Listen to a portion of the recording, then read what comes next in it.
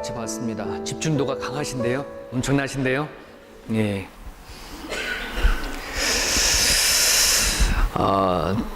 이런 전쟁터를 두려워하는 모든 사람 다 두려워하죠. 그죠? 근데 오늘 이 두 영상은 전쟁 싸움을 앞두고 어느 한 사람이 리더자이겠죠. 군인들에게 설득시키는 그런 메시지를 같이 보았습니다. 같은 상황이죠. 그 사람도 싸워야 할 상황이고 같은 상황인데도 불구하고 수많은 사람들을 설득시킬 수 있었던 그 차이가 뭔가? 그 차이가 뭔가? 여러분, 우리가 같은 인생을 살아가죠. 같은 인생을 살아가고 있는데 이 인생을 어떤 신학자나 시인들은 전쟁터라도 이렇게 비유를 하고 살아가는데, 이 같은 인생임에도 불구하고 어떤 사람들은 이 살아가는 인생을 다르게 해석하고 살아간다는 거예요. 같은 상황이지만 왜 누구는 싸우자 하고 누구는 주저앉으려 하고 낙심하느냐? 그 차이가 뭘까? 왜 싸워야 하는지 이 사람은 알고 있는 거예요. 싸움을 하고 있는 자신 존재 가치가 어떤지 알기 때문에 그래요. 싸워야 할 목적을 아는 거 아니겠습니까? 그런 사람이기 때문에 그래, 나가자, 싸우자 이 얘기가 되는 것이죠. 여러분, 같은 인생을 살아가도 인생에 대한 정확한 삶의 목적을 우리가 안다 한다면 우리는 살아볼만 할 거라고 생각이 되어집니다.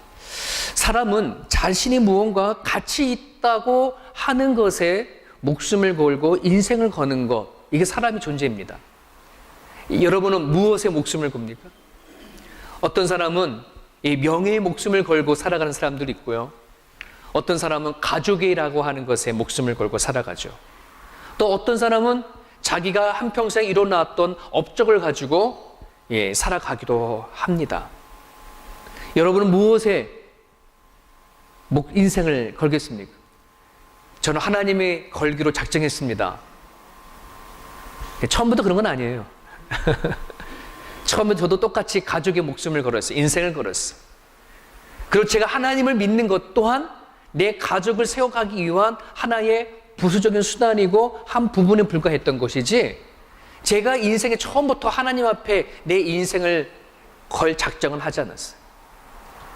살아가 보니까 내가 이 땅에 존재하는, 나를 존재하게 하는 근원이 하나님이고, 이 우주 만물의 기초가 되고 근원이 되는 분이 하나님인 것을 발견하고 깨달고 나부터 내 인생을 하나님 앞에 걸게 되어졌지, 하루아침에 걸게 된 게 아니죠. 여러분 어떻습니까? 여러분도 하나님을 여러분의 최고의 인생의 가치라고 그렇게 생각하십니까? 예수님을 여러분들이 인생에 인생 목숨을 걸고 내 인생을 걸 만한 분이라는 것을 여러분 고백하십니까? 담으신 분들은 뭐예요? 아직 글쎄, 아마 예전에 저 같은 그런 상태일지도 모르겠습니다. 만약에 그렇다면, 여러분들이 하나님이 내 인생의 최고의 가치라고 한다 그러면 여러분 인생의 전쟁터에서 리더자가 될 수 있어요. 그리고 이 인생을 살아가는데 이 바라보는 태도가 다른 사람들과 분명히 다를 거라고 생각이 되어집니다. 저 리더자들이 전쟁터 싸움을 바라보는 그 자세가 다른 것처럼 말이죠. 오늘 저나 여러분들이나 하나님을 인생의 최고의 가치로 여러분들 생각한다면 인생을 바라보는 태도와 생각이 달라질 수 있기를 주님의 이름 축원합니다. 하지만 아직 내 마음 가운데에 아직 내 목숨과 내 인생을 하나님 앞에 걸만하지 못한다, 그런 건 없다라면 여러분 꼭 그 하나님 만날 수 있기를 바랍니다. 그 하나님을 만나게 되어지면 여러분 정말 우리 마음속에 얼마나 많은 자유가 생기는지 몰라요. 얼마나 세상 살아가는데 든든한지 몰라요. 왜? 최고의 가치를 발견했으니까 말이죠. 아마 제가 그 하나님을 발견하지 못했으면 저 또한 아직도 제 인생 살아가는 과정 가운데 내가 도대체 인생을 왜 살아? 무엇 때문에 사는 거야? 나는 누구야? 그 최고의 가치를 찾기 위해서 아마 발버둥 쳤을지도 모르겠습니다. 마치 파랑새를 찾아서 떠나는 어떤 사람의 이야기처럼. 그죠? 여러분, 최고의 가치인 하나, 이 인생의 최고의 가치, 목숨을 걸만하고 인생을 걸만한 하나님은 멀리 계시지 아니하요. 가장 가까이 내 가운데 있어. 여러분의 마음의 문을 열고 오픈만 하면 지금이라도 들어오실 분이 오늘 이 자리에 하나님이 계시다는 거예요. 그 하나님을 영접하시기만 하면 됩니다. 그 하나님을 붙잡으시기만 하면 됩니다. 그 하나님을 붙잡고 여러분의 인생을 맡기시기만 하면 됩니다. 그 하나님을 여러분 경험하시고 체험할 수 있기를 주님의 이름 축원합니다. 오늘 이 본문을 읽다 보니까 마치 바울이 오늘 멜 깁슨이 말 타고 막 가면서 설득하잖아요. 멜 깁슨처럼 그렇게 느껴지는 거예요. 빌립보 성도에게 편지를 보내는 가장 가운데에 그들에게 이 인생을 살아가고 영적인 싸움을 하고 믿음의 싸움을 하는 빌립보 교인에게 설득시켜가는 메시지가 오늘 본문의 이야기예요. 제일 먼저 27절에 이렇게 얘기하죠. 오직 너희는 그리스도의 복음에 합당한 생활을 해라. 이걸 조금 풀이해서 보면은 정말 너가 예수님이 내 인생의 최고의 가치냐? 최고의 목적이냐? 그러면 그 예수님이 내 인생의 최고의 가치라고 한다는 합당하게 좀 살아. 이런 얘기인 거예요. 우리 지난주에 내 인생의 대부분 누구다? 하나님이다. 그 하나님이라고 한다면 그럼 우리 하나님을 내 인생의 하나님답게 뭐 하자? 그런 삶을 살아내자 하는 게 27절의 이 내용이에요. 제 삼촌 가운데 장로님 삼촌이 계시는데 예수님을 믿기 전이나 예수님을 믿고 나 장로님이 되어지거나 이 삼촌에게는 아주 애착을 하나 갖는 것이 있어요. 자동차에 대한 애착이 엄청나게 심합니다. 이 자동차를 얼마나 애착이 심하고 사랑하는지 자동차를 한 대 사가지고서는 30년 폐차할 때까지 처음 샀을 때나 30년 뒤나 20년 뒤나 똑같아. 무슨 의미인지 아시겠죠? 얼마나 쓸고 닦고 기름칠을 하는지 저는 그 삼촌 차를 별로 타고 싶진 않아. 신발 벗고 타야 할 정도예요. 안에 보면 이 먼지 하나 없을 정도로. 작년에 한국에 들어갈 일이 있어서 그 삼촌을 좀 만났는데 삼촌을 이제 운전하고 저 옆에 탔는데 불안한 좀 썩 편안한 마음을 아닌 채 앉은 거죠. 근데 그 장로님이 하시는 거예요. 상배 조카, 자기가 이제는 자동차에 대한 애착을 좀 버렸대요. 내려놨다는 거예요. 왜요? 그랬더니 이 장로가 돼가지고서는 이게 교회 신앙생활에 나가는데 이 하나님보다도 자동차를 더 이 애착하는 마음이 더 크다는 걸 언젠가 발견을 했대. 이거는 정말 이건 아니다. 하나님을 내 인생의 최고의 가치를 둔다면 내가 자동차한테 보인 애착만큼만 내가 하나님 앞에 보였다 그러면 이건 분명히 다른 삶을 살 텐데 그걸 깨닫게 됐대요. 그래서 자동차를 이제서야 내려놓는다고 제가 작년에 들었어요. 여러분 무엇에 애착을 갖고 살아가십니까? 하나님보다 무엇을 더 애착을 붙잡고 살아가시겠습니까? 여러분 우리는 정말 말로서는 하나님이 내 인생을 책임자라고 우리가 고백하고 우리가 살아가지만 내가 살아간 삶의 그 한 자리가 정말 하나님에 대한 애착, 하나님이 내가 최고의 가치다. 그런 삶을 살아낼 수 있기를 간절히 바랍니다. 정말 내가 하나님이 나의 창조주 하나님을 믿고 나의 영원한 아버지라고 내가 믿는다면 그런 삶을 살아낼 수 있기를 바랍니다. 오늘 바울이 그렇게 합당한 삶을 살아라 라고 얘기를 하면서 세 가지를 권면하는 얘기가 오늘 본문의 메시지입니다. 오늘 말씀 27절에 보면 오직 너희는 그리스도의 복음에 합당하게 생활하라 하놓고 나서는 그 다음에 하나를 권면하죠. 이는 내가 너희에게 가보나 떠나 있으나 너희가 한 마음으로 서서 한 뜻으로 복음의 신앙을 위하여 협력해라 하는 내용이에요. 하나의 같은 뜻이지만 말을 표현해서 다른 게 세 번 보내죠. 한 마음, 한 뜻, 협력하는 거 다 같은 말이에요. 그렇죠? 하나가 되는 이야기. 여러분 왜 이 바울이 빌립보 교인에게 제일 먼저 이거를 권면했냐 그러면 빌립보 교회가 하나님 앞에 세워진 초대교회 때에 가장 이 교회를 힘들게 했던 사람들이 있는데 율법주의자들이었어요. 이 율법주의자들은 뭐냐면 예수님의 복음을 받아들이기 전에 하나님의 율법을 지키고 살았던 그런 사람들인데, 예수님의 복음을 받아들였으면 율법을 내려놓고 믿음을 붙잡아야 되잖아요. 그런데 살아왔던 삶들과 습관이 이 율법적으로 왔기 때문에 하나님에 대해 믿음을 잡아도 이게 항상 두 가지를 붙잡고 살아간다는 거예요. 그러다 보니까 어떤 문제가 생기냐 그러면, 여러분 우리가 교회 두레교회라고 하는 교회를 모여가지고 각자 모여서 신앙생활을 같이 해나가잖아요. 여러분 그러면 이 교회 생활하는데, 신앙생활하는데 가장 많이 힘든 게 뭐예요? 여러분 대부분 다 똑같은 대답하실 거예요. 뭘까요? 관계요, 관계. 나 혼자 교회 와가지고 다 예배 딱 드리고 다 집에 딱 가고 그러면 아무 문제가 되지가 않아. 하지만 우리가 셀을 하거나 무슨 부서에 들어가거나 선교회를 하거나 찬양대를 들어가거나 막 하면 우린 자연스럽게 뭐가 될까요? 사람과 부딪히는 관계가 되어지죠. 자, 이 관계 속에서 제일 힘든 게 뭐냐 그러면 나와 저 사람이 다르다고 하는 문제. 나와 똑같으면 괜찮겠죠. 내가 생각하는 게 똑같고 바라보는 것도 똑같고 성격도 비슷하고 이렇게 하면 같이 우리가 모여서 관계를 맺는다는 거는 아주 쉬울 거예요.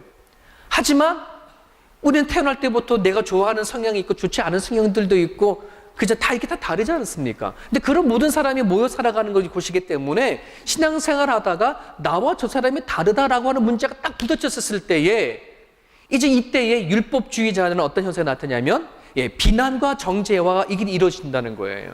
율법이라고 한다는 것이 항상 비난과 비판과 정죄한 기준이 되어지거든요. 그러나 예수님께서 우리에게 전해주신 복음이 뭐예요?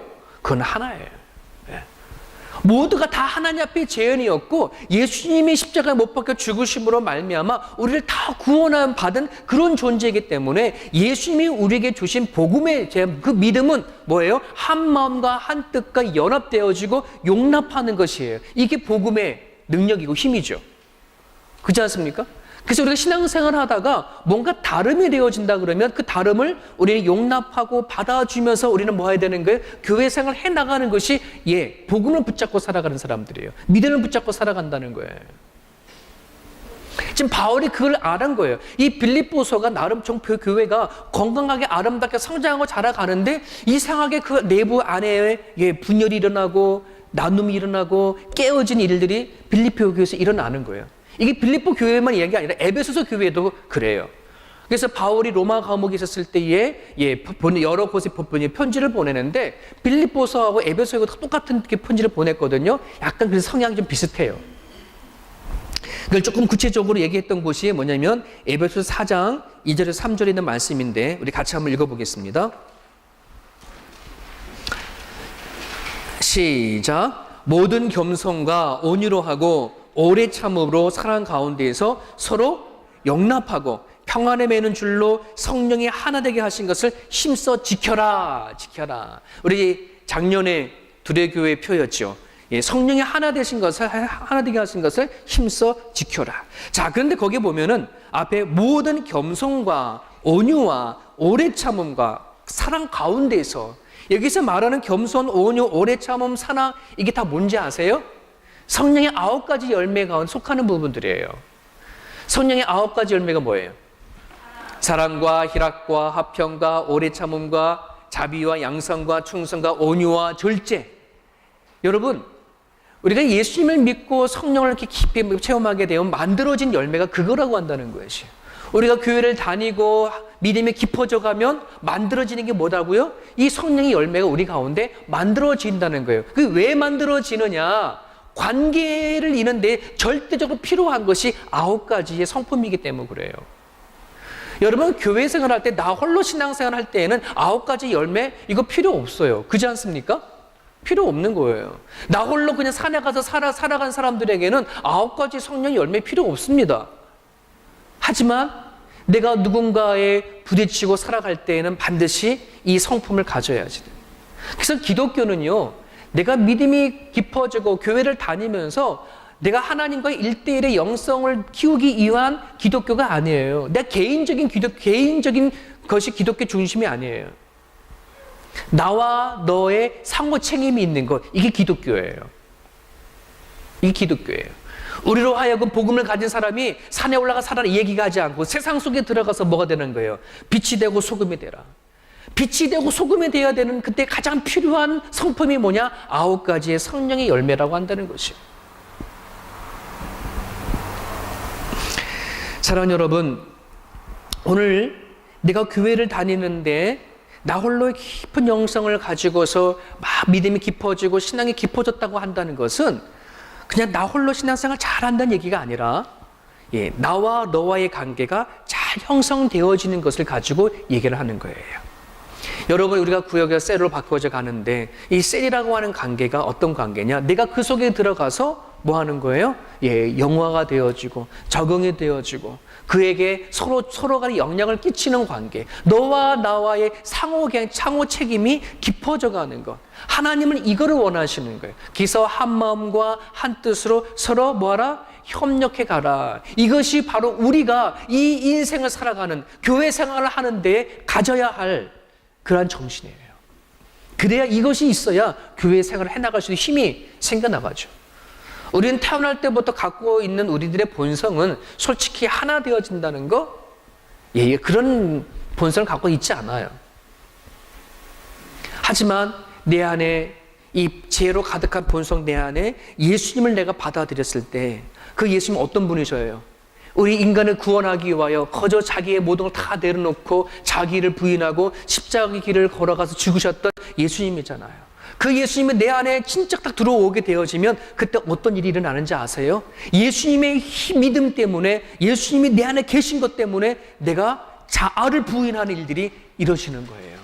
나를 내려놓는 일들이 일어나는 거예요. 이게 믿음의 능력이에요. 이게 복음의 능력이에요. 내가 예수를 믿는데 내 안에 자아가 내려놓는 것이 안 생긴다고 한다 그러면 난 뭔가 문제가 있는 거예요. 여러분, 내 가정에 하나님의 나라가 왜 안 이루어질까? 내 교회 안에 하나님 나라가 왜 안 이루어질까? 내 셀 안에 하나님 나라가 왜 안 이루어질까? 쟤 때문에가 아니에요. 내 남편 때문에 아니에요. 나예요, 나. 내 안에서 내 자아가 내려놓는 게 일어섰을 때에 나는 죽고 예수가 살아. 그 예수로 인해서 뭐가 되어지는 거예요? 하나님 나라가 형성되어진다는 것이에요. 여러분, 내 남편이 조금만 내 말 잘 들으면, 내 아내가 날 조금만 말만 잘 들어주면 우리는 행복하겠다. 아니에요. 그거 바라지 마세요. 안 이루어져요. 내가 내려놓고 내가 자아를 부인하면 그제서야 누구도 바뀐다? 상대방도 바뀌는 거예요. 이게 복음의 원리예요. 믿음의 원리예요. 한 마음 한 뜻이 되고 협력이 되는 거. 저 사람이 변하면 바뀌겠지. 아니요. 내가 변하고 바뀌어지면, 제 말이 맞죠? 근데 여러분, 이게 제 말이 아니에요. 여러분, 성경에서 하는 메시지예요. 성령께서 하시는 메시지예요. 이걸 여러분 들으셔서 내가 가정을 세워갈 때나 교회를 세워갈 때나 인생을 살아가실 때에 내가 죽고 예수가 사는 경험을 체험할 수 있기를 주님을 축원합니다. 그 권면을 하는 거예요. 인생의 전쟁터에 나아갈 때에 이걸 붙잡아야 돼요. 또 하나 권면하는 것이 28절이죠. 28절에 무슨 일에든지 대적하는 자들 때문에 두려워하지 아니하는 이 일이 구원의 증거다. 이 일이 하나님께서 뭐 하는 거예요? 하나님께서 나온 증거다라고 바울은 그렇게 얘기를 하고 있어요. 이게 무슨 말이냐면 빌립보 교회에 가장 대적이 되는 세 종류의 사람이 있었어요. 이교도들, 즉 기독교가 아닌 다른 종교를 갖고 있는 이교도들, 그 다음에 교회 안에 있는 율법주의자들, 그리고 반도덕자들, 도덕주의자들. 이러한 사람이 당시 빌립보 교회들에게, 성도들에게 아주 진리나 이런 걸 가지고 공격해 왔거든요. 이럴 때마다 빌립보 교회 성도들이 되게 많이 힘들어하고 주저앉고 피하고 숨는 일들이 비일비재하게 일어났어요. 그러니까 빌립보 교회가 건강하게 세워가는 데 있어서 가장 힘들었던 게 대적하는 자들을, 진리를 대적하는 자들이 주변에 참 많았거든요. 여러분, 이것은 빌립보 교회뿐만 아니라 오늘 우리가 살아가고 있는 이 시대 안에서도 하나님을 알지 못하는 불신자들의 공격이 참으로 크다는 사실을 여러분 기억하시면 좋겠습니다. 여러분들, 하나님을 알지 못하는 그런 불신자들이 여러분들이 살아간 삶 속에서 이런저런 모양으로 공격해 오지 않습니까? 지금이 어느 시대인데 예수님 얘기하냐? 지금이 어느 시대인데 천국과 지옥 얘기를 하느냐? 마치 예수님 믿고 신앙생활 하는 것은 아주 미개한 짓처럼 그렇게 얘기하는 사람들도 참 많이 있죠. 예수 그가 다가온다 하는 책이 출판이 됐는데, 기독교 변증서인데 기독교를 변증하는 책인데 정선민 교수님이 쓰신 책이에요. 예수 그가 다가온다. 그러니까 이 안에는 불신자들이 예수 믿는 자들을 배척하는 세 가지 이유가 나오는데, 그 첫 번째가 뭐냐 그러면 불신자들이 보기에는 세상이 너무나 악하고 무질서하다라고 보여진다는 거예요. 이게 무슨 말이냐면, 도대체 이 세상에 선과 악이도 있고 있는데 만약에 신이 있다면, 하나님이 있다면 왜 이 세상에는 이런 말도 안 되는 일이 벌어지느냐? 예를 들자면 우리 며칠 전만 해도 미국 같은 경우에 텍사스 안에 고교생의 총기 사건으로 인해서 10명이 죽고 여러 명의 부상이 일어났잖아요. 기독교 국가라고 하는 미국에서 도대체 하나님이 있으면 그 나라 지키지 않냐? 오늘 그런 애들을 내버려 둬버리냐 이 말이죠. 세월호가 사건이 있었을 때에도 얼마나 많은 사람이 기독교 핍박했는지 몰라요. 그 안에 예수 믿는 아이들도 많이 죽었거든요. 하나님이 살아계시면 어떻게 그 아이들 죽게 내버려 두냐? 이런 얘기인 거예요. 하나님이 신이 없기 때문에 이 세상은 악한 일이 일어나도, 무질서한 일이 일어나도 그냥 두고만 보고 계시는 거지 않냐? 신이 계시면 어떻게 그렇게 죽게끔 내버려 두느냐? 이런 얘기죠. 또 하나의 배척하는 이유가 교회가 양쪽으로 급격하게 성장했지만 세속화되어져 가는 교회를 바라볼 때에 세상 사람들은 배척한다는 거예요. 교회 다니는 신앙심을 갖고 살아가야 되는 것보다, 신앙심보다는 자기와 똑같이 물질을 강조하고 교회를 통해 영리를 추구하고 선교보다는 교회 체제를 유지하기 위해서 급급한 교회를 향해서 배척한다. 불신자한테 배척한다는 거예요. 여러분들도 아마 신앙생활을 해나갈 때 그런 배척 소리를 되게 많이 들었을 거예요. 여러분, 한국에 있는 큰 교회들이 문제가 있어서 팍팍 문제가 터져버리면 여러분, 그 영향은 누가 다 받아요? 오늘 예수 믿는 것도 다 영향 우리가 받잖아요.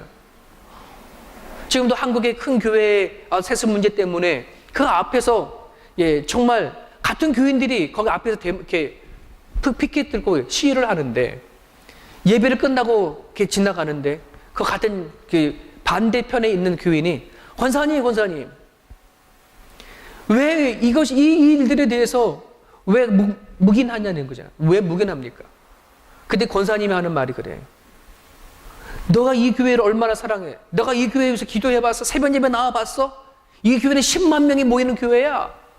그렇게 막 큰 소리를 치니까 피켓 들고 있던 한 젊은 분이, 아줌마, 당신의 10만 명 교인만 중요하고 이 교회 때문에 예수님이 욕먹고 기독교가 욕먹는 거는 괜찮습니까?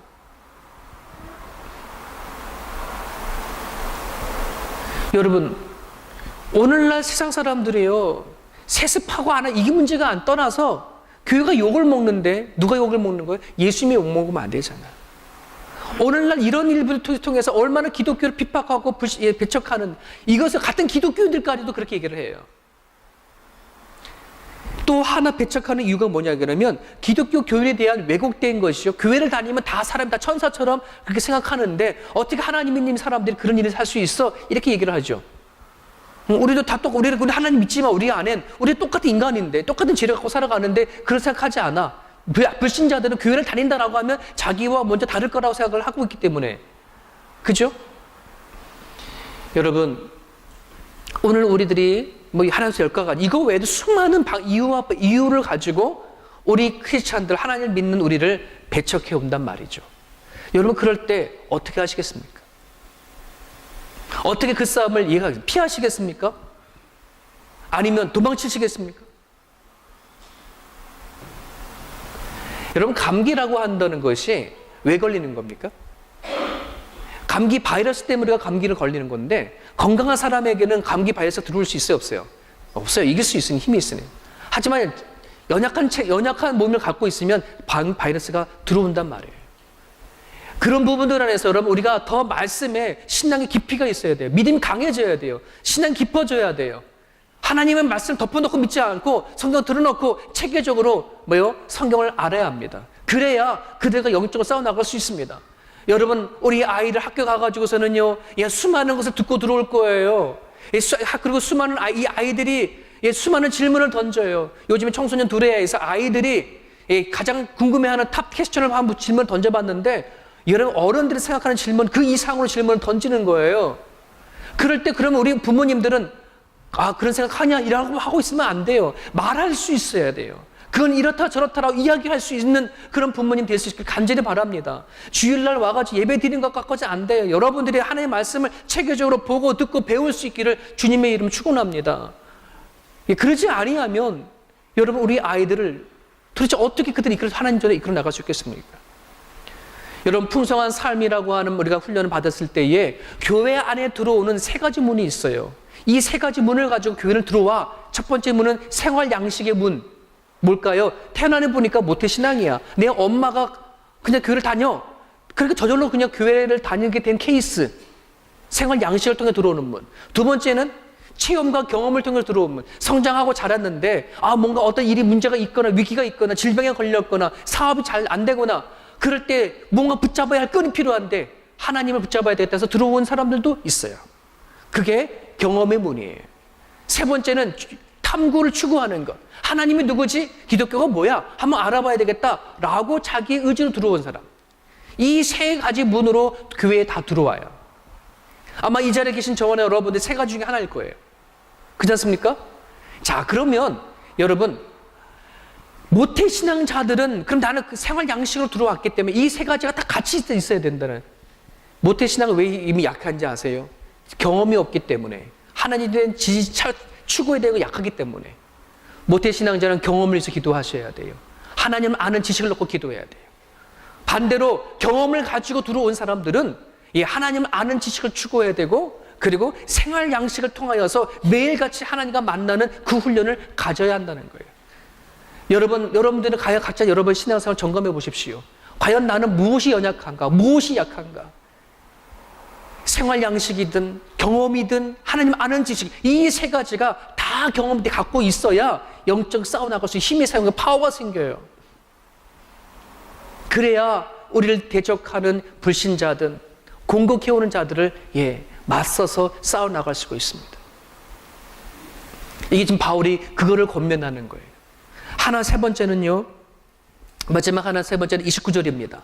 29절에 보면 그리스도를 위하여 너희에게 은혜를 주신 것은 다만 그를 믿을 뿐 아니라, 우리가 은혜를 알았죠. 그죠? 은혜를 주신 것은 다만 우리가 예수를 믿는 것뿐만 아니라 무엇을 또 하기라는 거예요? 또한 그를 위하여, 예수를 위하여 고난도 받게 하려 하는 것이다. 은혜로 영적 싸움 하라는 말이에요. 은혜로 우리 인생 가운데 부딪히는 모든 것, 고난과 아픔과 싸워 이겨라, 이 말입니다. 사랑하는 여러분, 다시 우리 영상 보여 쪽으로 한번 들어가 볼까요?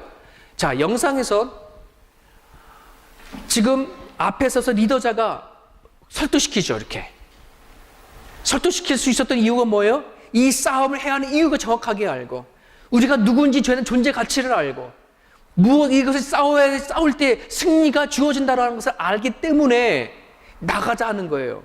저는 이것이 은혜라고 생각해요. 아는 것, 하나님을 통해서 인생을 아는 것, 하나님을 통해서 나를 알고, 하나님을 통하여서 내가 앞으로 어떻게 살아갈지 아는 것이 보다 은혜다. 동의하십니까?